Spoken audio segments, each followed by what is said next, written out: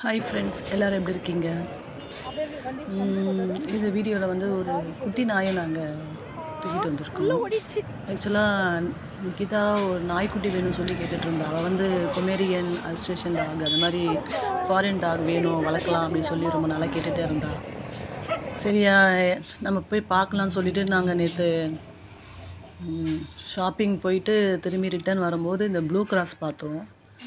நம்ம போய் வெளியே பணம் கொடுத்து ஒரு ஃபாரின் டாக் வாங்கி வளர்த்துருக்கிறதுக்கு இங்கே ப்ளூ கிராஸில் எவ்வளோ நாய்க்குட்டிங்களாம் இருக்கும்ல, அதை பாதுகாப்பாக வளர்க்க முடியாமல் எடுத்து வந்து விட்டுருப்பாங்களே. அதுலேருந்து ஒரு குட்டியை எடுத்து நம்ம வளர்க்கலான்னு சொல்லி என் பொண்ணுக்கிட்ட நான் சொன்னேன். அவள் வந்து அவளுக்கு அந்த அக்செப்ட் பண்ணிக்கிற மனசு இல்லை. அவள் வந்து அந்த கொமேரியன் டாக் வேணும்னு சொல்லி ரொம்ப கேட்டுட்டு இருந்தாள். சரி போய் பார்க்கலாம் சொல்லிட்டு அந்த ப்ளூ கிராஸ்க்குள்ளே போகணும்.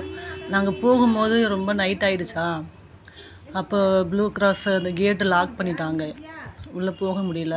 செக்யூரிட்டி மட்டும் தான் வெளியே இருந்தாங்க. ஆனால் அந்த இடத்துல வந்து ஒரு 4 பேர் நின்றுட்டு இருந்தாங்க. ஒரு காட்டன் பாக்ஸ் வச்சுருந்தாங்க. அந்த காட்டன் பாக்ஸ்க்குள்ளே வந்து நிறைய நாய்க்குட்டிங்க, குட்டி நாய்ங்க நிறைய. நேற்று தான் பிறந்திருக்கு, கண்ணு கூட திறக்கலை.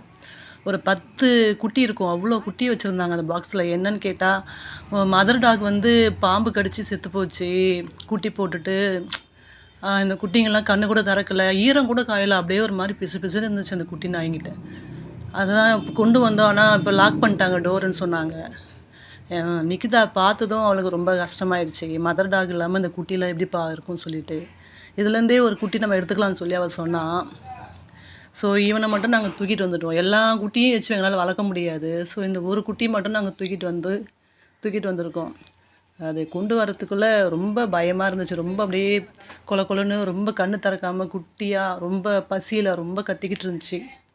அதை தூக்கிட்டு வந்து அது எப்படி அதுக்கு ஃபீட் பண்ணுறதுன்னு தெரியல.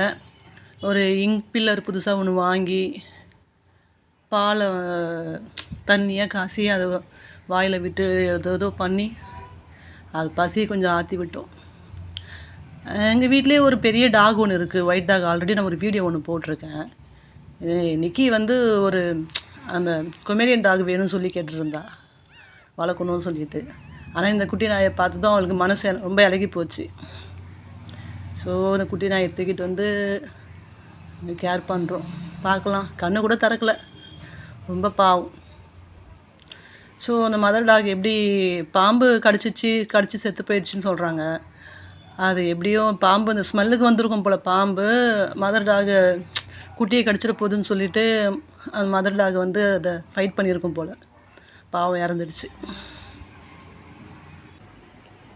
தலையை நிமிந்து பார்க்குறேன். இங்கே வா, தலையை கட்டு, கொஞ்சம் கட்டு. என்ன என்ன வரப்போறியா? எங்கிட்ட வரப்போறியா? அம்மாட்ட வரப்போறியா? சொல்லு. எங்கே எந்திரிக்கிற?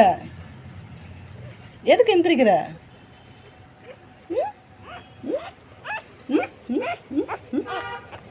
எதுக்கு எந்திரிக்கிற?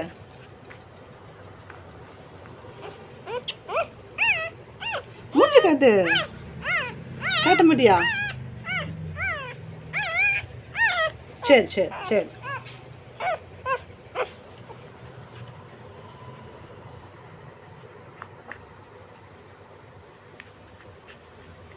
எப்பவுமே இது நம்ம கால் ஈரமாக இருக்குடா டேய்.